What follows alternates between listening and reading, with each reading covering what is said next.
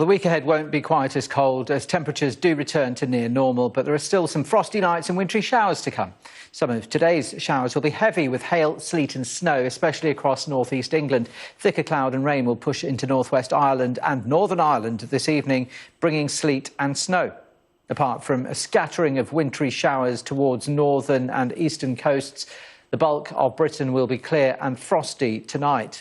Outbreaks of rain, sleet and hill snow will spread across Ireland and Northern Ireland into Wales and central parts of England later.